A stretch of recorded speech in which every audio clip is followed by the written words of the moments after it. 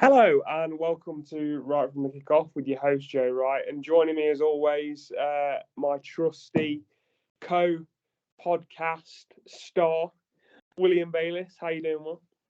Oh, I'm buzzing. We're both buzzing after wins. We've both won a game. Big wins Yeah, as I well. mean, Yours in terms of scoreline, ours in terms of who we were playing. But I'm so happy. We were well worth a win. But let's get into it a bit later on, shall we? I'll let you introduce the podcast yeah, first, yeah, shall I? I'm just too excited. yeah. So don't forget to like this video, subscribe if you can, and we are also on Facebook, Instagram, Twitter, and TikTok if you want to see some of Will's fancy Forest v whoever videos. I recommend the Liverpool one. Yeah, for sure. Right, let's get started then. So obviously we're going to dive straight into Nottingham Forest, Liverpool, and I'm going to hand this straight over to Will. I mean, you were there at the game. Obviously, great result for your boys. And how are you feeling? I know obviously we're quite a bit after the game now, but have you let it digest? I mean, it's a really good win for your boys. Yeah, I think so. And some games where you win 1-0 and you're like, how did we win that? Like, we against a good opposition, but we outplayed Liverpool. Like, they may have had more of a ball, but like they couldn't break through our defence, and the chances I did have, we had Henderson to save us. But on the flip side, we had uh, about slightly more chances than Liverpool themselves. We've had so many chances, and it could have easily been 2 or 3 at the end of it. Wouldn't you agree, Joe? Yeah, I would. I think the way I mean, don't get me wrong. I think Liverpool had a couple of chances. Van Dijk missed a couple of key headers, Yeah, but but Yates had that 1-on-1. We had that Gibbs White chance towards the end as well. yeah. I'm not. Again, I'm not. I'm just playing devil's advocate. I agree with you. I'm just saying. I think if the goal had gone in, especially with your track record, it could have gone a different way. But honestly, Forest definitely deserved the win, and I think the thing that annoyed me, and I'm going to take it from a Liverpool perspective, if you don't mind me saying, well, if I'm a Liverpool fan, I'm annoyed at that performance. I know Forest played better. They set up really solid, set up really well. But you know how Forest are going to set up against you. You know, the bottom of the table, they're looking to get something out of the game. They're going to be resolute. They're going to be very, very difficult to break down. Just don't think that Liverpool passed the ball quick enough at all. And they fed right into your hands, I thought, personally. Yeah, I did as well. And like, we had our chances because they made a mistake because we were so resolute. Then they tried to pass around, find space, but there's no space. So when they did lose the ball, they were committed too far forward, so we could have just broke forward. And I have to say that we were quite big. Kayate played really well. Ryan Yates, who people were still questioning whether he would be good enough for the Premier League. I think that game and the game against Brighton solidifies where it is because yes, he may not be technically the most gifted player in the world. We all know that. He knows that, but he works harder than any other player Yeah, on but the pitch. you need those players in your squad. You wouldn't say that Kante, for example, is the most technically gifted footballer in the world, but he's one of the best at what he does. Yeah, For an example, you look at somebody like Ndidi in the Leicester squad, same sort of thing. He's that player that goes after the ball.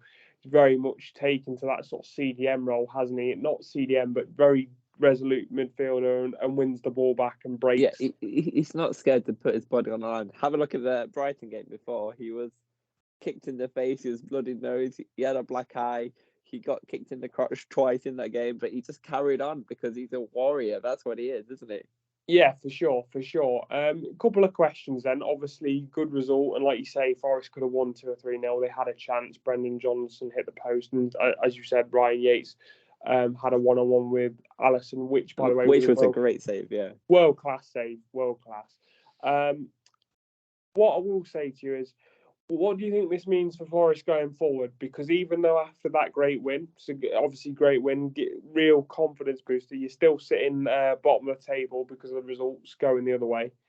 I mean, it wasn't a great results weekend if you were sitting at the bottom, actually, was it? Yeah, at least we won though. So yeah, exactly. I mean, you'd have been further behind otherwise. Because if you have to think about it, there's 3 teams on 9 points, including Forest. We just had the worst goal difference, and obviously, I think it's Leicester have 11 points, and there's a few teams on 11 points as well. So it's only 2 points off. So it's really early on in the season, and I think. Sorry, Jay. Just to clarify as well, just to kind of signify what Will's saying, if you actually had a look at the table, West Ham, before Monday's game against Bournemouth, which obviously they went on and won, were below Leicester City. They won that game. Bear in mind, Leicester were 16th. They went up to 10th. Yeah, and they're now crazy, they're now on 14 points. So it really is, the bottom half of the table really is kind of a bit of a war zone at the moment. There's a lot of teams that could get dragged into it for sure.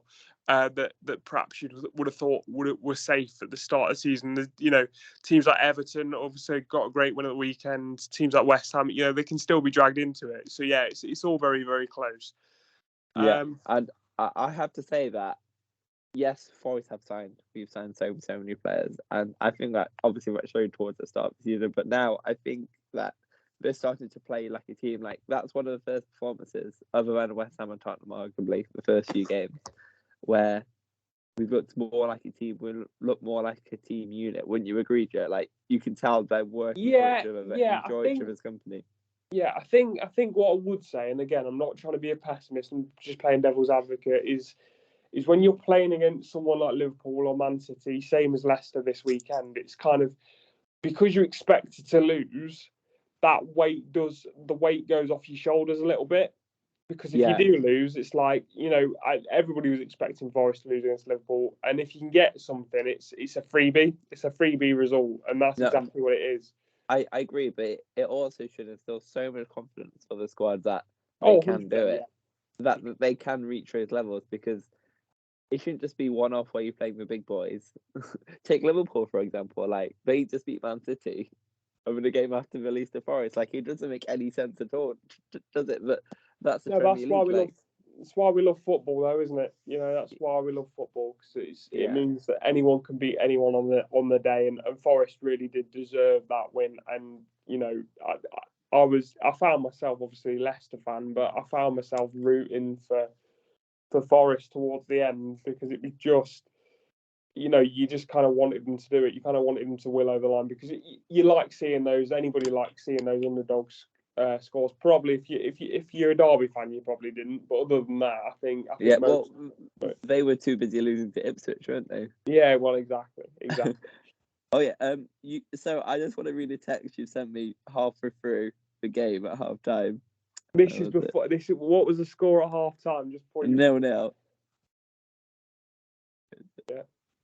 You sent me a message saying, "Oh, I can see Forest winning this 1-0." Yeah, exactly. What happened. Exactly. Yeah. Well, you were kind of. I'm just really happy at this point, weren't you? And we'll just see what happens. I think you'd have snapped my arm off for a point when you were at that point. So, you know, I think, but I just, the way the game was going, I could tell that Liverpool weren't on it, and they were really struggling to break you down. So I thought, and also up to half time, Forest still had a couple of breaks where you thought a couple of more clean passes, a bit more direct passing, a bit more kind of slickness from Lingard, you know, your number 9, everyone. If there was just that little bit of luck, you could maybe nick it 1-0, and that's exactly what you did. Yeah, 100%. And don't forget that I did like a mini matchday vlog on our TikTok channel, so please check it out. It's well worth a watch, isn't it, Joe? Oh yeah, for sure. It's probably one of the best videos we've done on our TikTok so far by quite a way. I think just in terms of the shots that you got, and kind of really, you really capture the tension in the stadium as well at times. So yeah, it was really good video. Yeah, okay. So moving on to actually just one more quick question about Forest. Steve Cooper, do you reckon the out boys are going to be back in their cages? They'll be in their cage and they're doing just fine. Yeah, well, exactly. No, I think, to be fair to Forest fans, like the vast majority of them stuck behind him. Like they were chanting his name, even when we were on a terrible losing streak, where they just stuck behind Steve Cooper. And there's always going to be the odd ones. You get that every club. If your team's losing, there's going to be someone calling for the manager's head, aren't they? So, but trust the process. Yeah, well, yeah, exactly. Right, moving on. Obviously, we're going to talk about my boys now, Leicester City. And as you can tell by my voice, people, I am a lot happier than I was at this time last week because obviously we'd not played Leeds yet at this point. Good win against Leeds. Not going to go into that too much, but a nice 2-0 win just to give us those points. And then a thumping 4-0 win against Wolves. And I've got to be honest, A bit lucky. Wolves can't hit a cow's arse with a banjo. I was looking online, a lot of them saying, "Oh, we had 21 shots, this, that, and the other." It's like, yeah, but she's still 0-0, and we had a lot of guys that were putting their bodies on the line, making it difficult for them. I have to say, a lot of those shots were from areas where you wouldn't think they'd go in, if that makes sense. But also, just the fact that we took 5 shots all game, we scored 4 goals. That's clinical, that is. Yeah, that's clinical, and that was the massive difference. Yeah, okay, the 4-0 scoreline probably flattered us slightly, but just goes to show at this level you've got to take your chances, and that's what 100%. Leicester have got. Leicester have got players to take the chances. What a goal from Tielemans as well. I'll let you talk us through it. Oh, it was a Brit. So Maddison gets a free kick on the left-hand side of the pitch, whips the ball in. Ball kind of deflects off one of the out of the box. Ball comes spinning backwards towards Tielemans, and he just smashes a volley right into that left top corner off the post. It was a superb goal, wasn't it? And it was a beautiful goal. And then I have to say we scored some lovely goals after that. Maddison's goal, lovely. Vardy's goal, well worked. Do you know what I mean? And obviously Barnes' goal as well with Dewsbury Hall with the 1-2 give and go was a lovely goal. So that's Leicester showing signs, I think, of clicking back into gear a little bit. Unfortunately, and I said this last week. I said unfortunately we've got Man City next weekend because I think if we'd have had Everton or West Ham this weekend, I'd have fancied our chances. But no, I think we are going to struggle against Man City just because we still got the worst. Like we conceded the most goals still. So and our goal difference is -3, by the way. So that just shows you how many goals we are scoring. Yeah, 100%. But yeah, it's. I think given the league table as well, like if you carried on this good form, like now you've picked up a bit, I can see Leicester finishing easily top half because you're only a few points off there now after everything of that. So it's easily achievable now. Yeah, it is, and I think what Leicester and Forest have both kind of had with even though they've had both atrocious starts up until kind of the start of this week. Because I mean, Forest also got a very good point away at Brighton as well. So you got 4 points from your last 2 games. I would never have thought that. Yeah, even though both teams have had atrocious starts, there's been a lot of other teams that have had very, very stuttering starts. So luckily for us, there's still a lot of teams to catch. And it means that we've got, you can make your way up the table. Yeah. Right. Next game I want to focus on because we're gonna obviously we've talked about Leicester, we've talked about Forest, and kind of how we're feeling a lot happier about the situation. I want to talk about the Man U Chelsea game. Obviously, big top 6 game at the weekend. What did you make of this? Well, and did you get a chance to catch it? And how do you see those two sides shaping up? Obviously, Graham Potter and new managers, Graham Potter and Ten Hag at Man United. What do you think? I think, obviously, Chelsea had the chances, so did Man U at the end of the day, and they did leave it late. Chelsea had a penalty towards the end as well, which they scored, and they thought that might have been the winner, and then Casemiro scored just about. It was cleared off a line, but it just went over, wasn't it? And I think it was about a right result overall. Wouldn't you agree, Joe? Yeah, I would say so. I think Man United would have felt a bit robbed if they'd have kind of lost the game. I think 1-1 was the right result. You don't always get what you deserve, obviously, but yeah, 1-1 was definitely the right result. I think I can see either one of those two dropping out the top 4 race. To be honest, not getting into the top 4 at the end of the season. I think it'll be one or the other for me personally. I mean, what do you think on that? It's so tough because there's a lot of good teams. Obviously, Newcastle beat Tottenham, so they shouldn't be ignored anymore, should they? Going into a nice little segue then. So obviously you've just spoken about them. What did you think of that game? Obviously Newcastle, 21 points, 12 games gone. They're looking a real unit. They're looking so good. Almiron's looking a different player. There's so many players that are going well for Newcastle. Well, yeah, he's playing a lot better than Grealish, for sure. Yeah, well, I mean, he's going to rue the day he said that, isn't he? You know, it's kind of a nightmare waiting to happen. That, but yeah, I mean, you just knew that was going to happen because I think that was extra like motivation for Almiron to succeed. But I think it's going to. There's so many teams which are thereabouts, and I think it's going to be really, really close. If I'm being honest, I think I think Chelsea might just snatch it. But I just want to ask you this question, Joe. I've already seen online that people are already questioning Graham and Potter. What do you make of it? Because I think it's ridiculous that people are questioning him already. I mean, I honestly wanted it. I didn't even realise that was a thing, to be honest. I've obviously not been keeping up to date with that particular sort of line of thinking. But if that is the case, and people are questioning what he's doing, you don't know. You have to change a whole culture behind. I mean, are we seriously? The guy's not lost yet for Chelsea, by the way. Just want to point that out. He's not suffered defeat.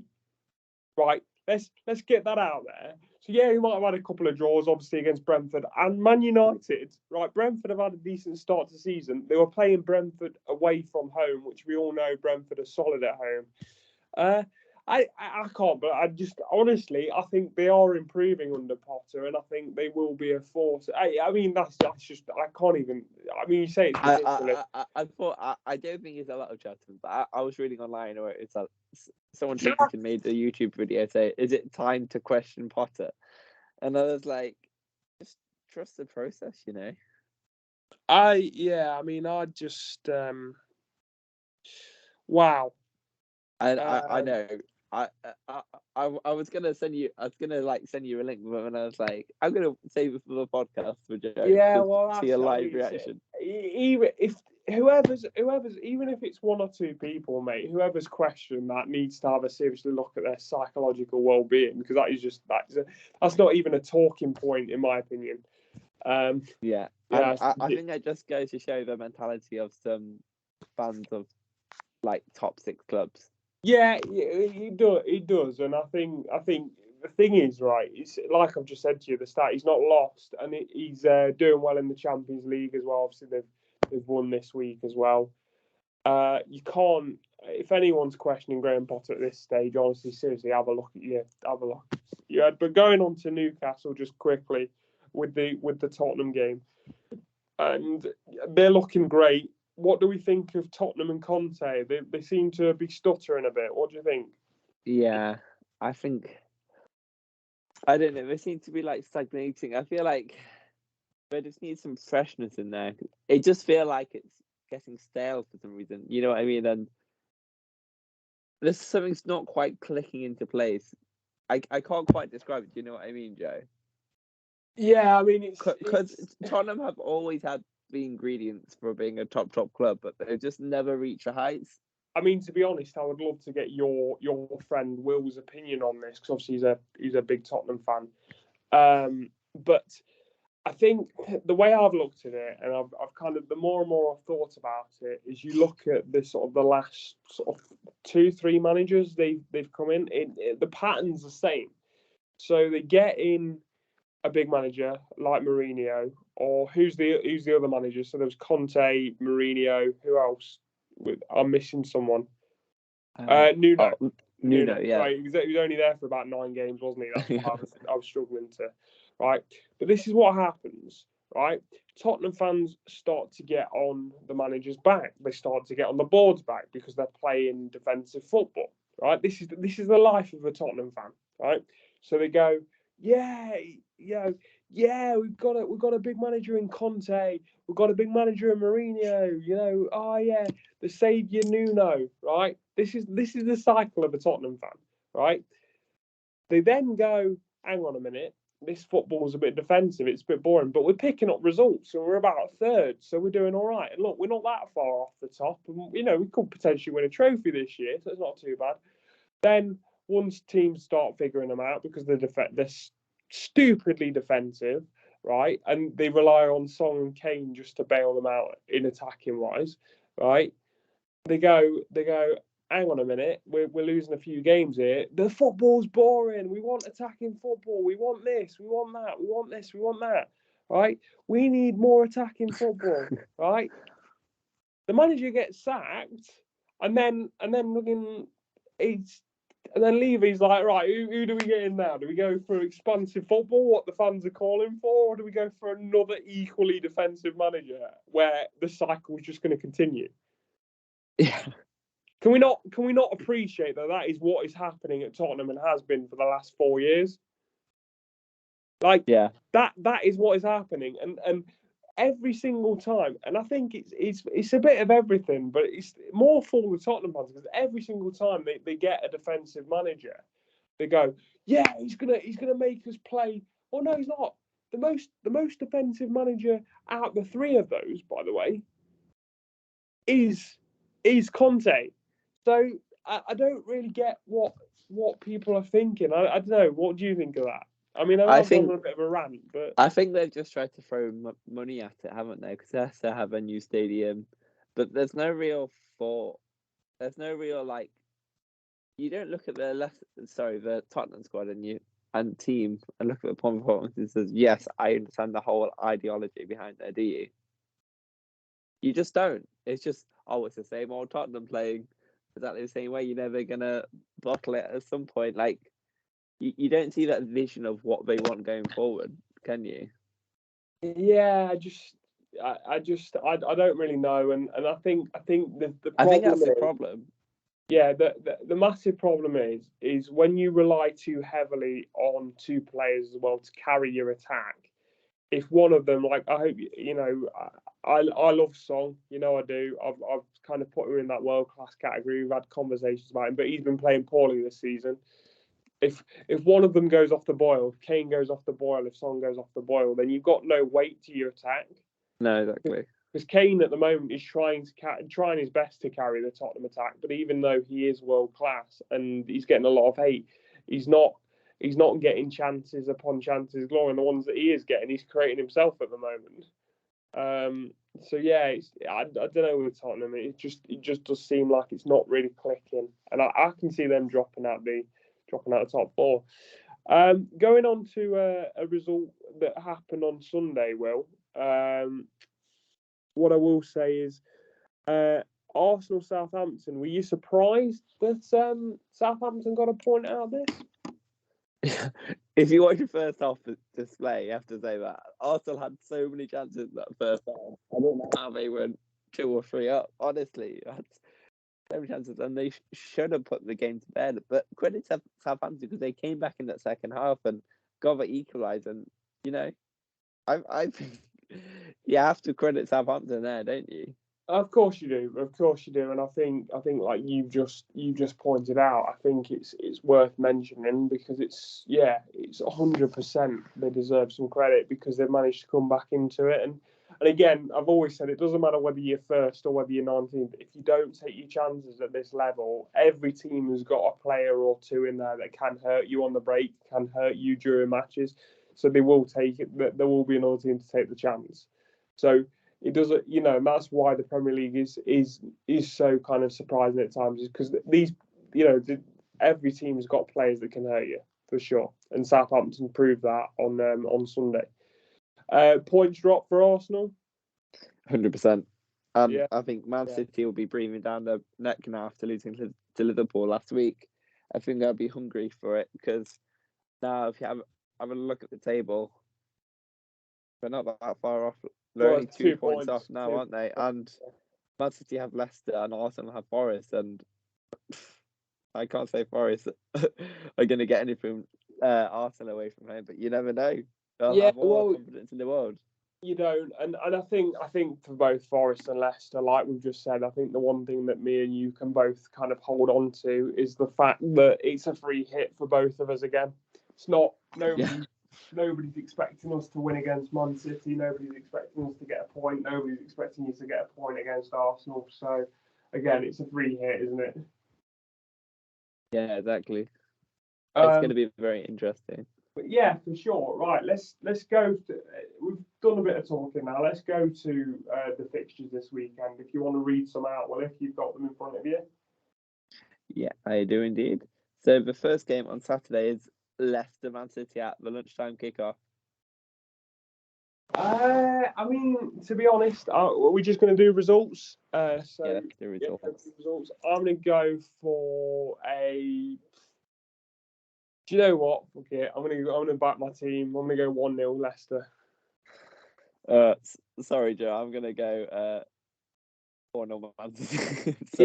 Yeah. I'm not surprised. But there is talks that Haaland might miss the game through injury. Yeah, I'm not so sure. Yeah, well, we'll see what happens. But yeah, I'm not surprised, and that's what the sensible person in me would have done. I was going to go 3-0 Man City, but I've just decided to back my team this week. Fair enough. You have to back them. Yeah. Bournemouth Spurs.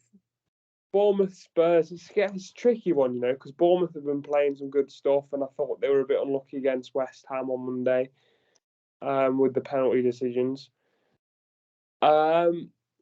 Let's go. I'm still gonna go. I'm gonna go 2-1 Tottenham. 2-1. I'm gonna say 3-1. Actually, no, I'm gonna go 3-0. Change my mind. 3-0 Tottenham. Yeah. Moving on to Brentford Wolves. I think this will be an interesting game. Brentford at home. Yeah. I'm gonna go 3-0 Brentford. Yeah. I'm gonna go for Brentford as well. I'm gonna Thing go. is, you got to look at Wolves, and I'm you got to gonna say go 2-1. Yeah, they've not replaced the manager. Do you know what I mean? They've just brought, and no offense to the coach they brought in, but he just doesn't seem to be at that level, and they're not replacing him until after Christmas. I know there's the World Cup, but there's still 3 games until the World Cup. So yeah. Moving on to the Graham Potter derby, Brighton versus Chelsea. Brighton are at home. I'm gonna go 2-0 Chelsea. I'm gonna go 2-2. I just feel like Brighton might get something from it because that whole. I don't know. I just have a feeling something's gonna happen in this game. I could be wrong. Yeah. I mean, we'll see what happens. But yeah, I'm gonna go 2-0. I'm still sticking with 2-0 Chelsea. Yeah, that's fair. Next is Palace Southampton. It's a very difficult one. 2 sides that would have said they've had similar form at the start of the season. Palace at home. Yeah. I'm gonna go 2-1 Palace. 2-1 Palace. I'm gonna say 1-0 Palace. Newcastle Villa. 3-1 Newcastle for me. I'm gonna go Unai Emery's first game. Yeah. I'm gonna go 2-0 to Newcastle. Moving on to Fulham Everton. Ooh. I'm gonna go 2-2. 2. Desmond. I'm gonna go 1-0 Everton. Yeah. Liverpool Leeds. Liverpool Leeds. 3-0 Liverpool. Yeah. Leeds are poor. Yeah. I'm gonna go 4-1 Liverpool. It might be Marsh's last game if they get demolished in the game as well. I'm surprised I hasn't gone already, aren't you? Yeah, I think he is a manager that's definitely on his last legs for me personally. Yeah. 2 more games. Forest. I'm gonna go 2-0 Arsenal. I want to back my team. I'm going to say 3-1. 3-1 Arsenal. Yeah, you didn't do what I'd done.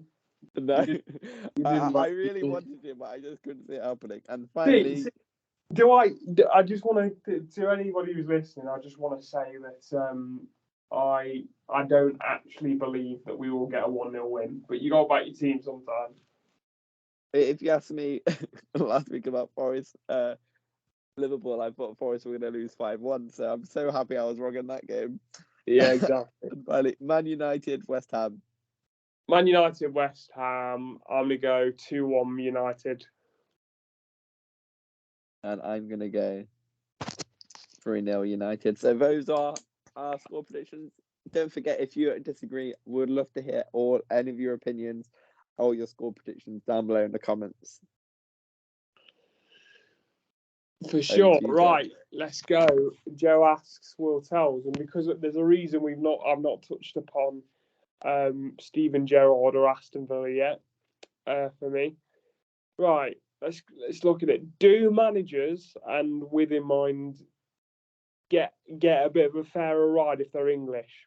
So what I mean by that is because I do feel like Gerrard even now is being protected by the media quite a bit because obviously he's a legend of the game and great player. But do you think Aston Villa was too much for him, and is he getting protected by the media? I'm going to ask you a first question first. Do English managers get enough protection? Oh, too much protection. I'd say they get more protection, but if you have a look at it, there's hardly any English managers in the league. That's true. Yeah, the only other one is Graham Potter, who and Frank Lampard, obviously, but that's two. Both of them are Scottish or Welsh or Irish. Yeah, exactly. I think yes, because there's not many English managers, and they want to safeguard them because it's oh, finally we have something going on here. But Graham Potter is the exception because he never really played football at a high level. I think Graham Potter's the far superior English manager, which is why he's managing Chelsea now. I don't know if you agree. Well, yeah, I mean, I don't for 1 second think that Chelsea would have looked at either Lampard or Gerrard, funnily enough. Well, they already had Lampard, didn't they? That's what I'm saying. Is I don't. That's one of the reasons why they wouldn't have looked at Lampard. But yeah, I mean, they would never have looked at Gerrard, and there's a reason for that. I mean, genuinely, I think Gerrard's next job has to be in the Championship for me. Yeah, well, there's linked to him linking with Liverpool, him to be the next Liverpool manager, which is Oh just. my God! It's just. Are you serious? It's just Liverpool fans wanting that to happen. Well, I don't think they would have. Kind of they're trying to wish it into existence, aren't they? And it's just not happening. Yeah. I think English managers they just don't click. I saw it yesterday since 2010 or no, since 2008. Guess how many English managers got their teams into the European Champions League knockout stages? I haven't got a clue. Could you name them? Say that again, mate. Say that again. So could you name the last 3 English managers to get their teams into the knockout stages of the Champions League since 2010? I'm gonna go. And could you tell me the years of each one? Okay, English managers. So we're not saying British. Yeah. English. Right. So I'm gonna go. It's going to be something ridiculous, like Bobby Robson, isn't it, or something? No, because since 2010. Oh, 2010. The last 3 English managers. Well, there's only been 3. There's been 3. Yeah. Got no idea, to be honest with you. Well, you can name me 2 at least. We've just spoken about 2. Oh, okay. So yeah, Graham Potter. And who else? And would it be Frank Lampard? Yeah, Frank Lampard. Could you name me the last one? In 2010, it happened. What do you say? 2010, it happened. Or it might have been 2008. It's one of those years. No, I've got no clue. Harry Redknapp. Harry, oh, of course. Big Harry. Yeah, of course, for Tottenham. I think that just shows